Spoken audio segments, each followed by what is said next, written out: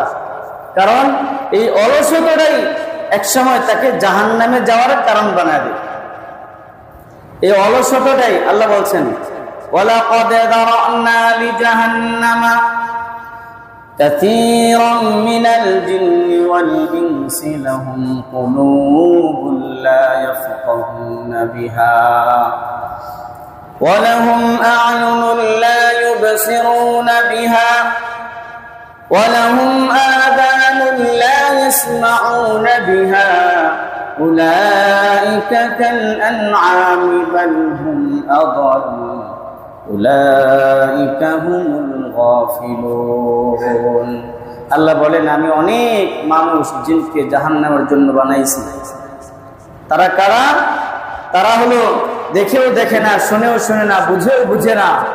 সব বুঝে একদিন আমাকে মরতে হবে, সব দেখে আমার সামনে আমার ভাই আমার আপনজন মারা যাচ্ছে, সবাই দেখতেছে, তারপরেও বুঝে না। আল্লাহ বলেন, তারা কারা জানো?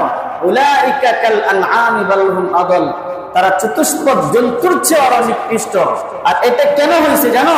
উলাইকা হুমুল গাফিলুন। অলসতার কারণে, গাফলতির কারণে, উদাসীনতার কারণে, অবহেলার কারণে। তাহলে অলসতাটা, অবহেলাটা, উদাসীনতাটা এটা আমাকে একসময় জাহান্নামে যাওয়ার কারণ বানায়। এই জন্য প্রিয় হাজির, অলসতা ছাড়তে হবে। দুনিয়া তো একটাই, জীবন তো একটাই, এটা আরাম আয়েশে কাটানোর জন্য নয়। জগা জি লাগানে কি দুনিয়া नहीं है, ये इबरत की जा है तमाशा नहीं है।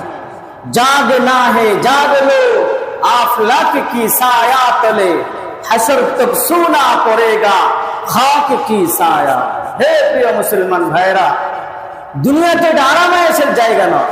जगह जी लगाने की दुनिया नहीं है।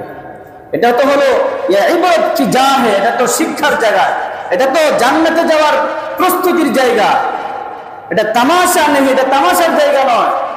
সুতরাং জাগা জি লাগানে কি দুনিয়া नहीं है, ये इबादत की जा है तमाशा नहीं है। जागना है जाग लो आफलाक की साया तले। যত জাগ্রত থাকা দরকার, যত মেহনত করা দরকার, যত নেক আমল করা দরকার, এই আসমানের নিচেই করে না। তাহলে কি হবে? হাসর তক সোনা পড়েগা খাক কি সায়া তলে। কিয়ামত পর্যন্ত মাটির নিচে শুয়ে থাকতে হবে।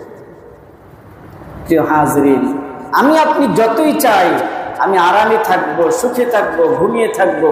আমি মনে করেন রাত ফজরের নামাজটা না পড়ে 10টা পর্যন্তই ঘুমাইলাম, 11টার সময় দেখবেন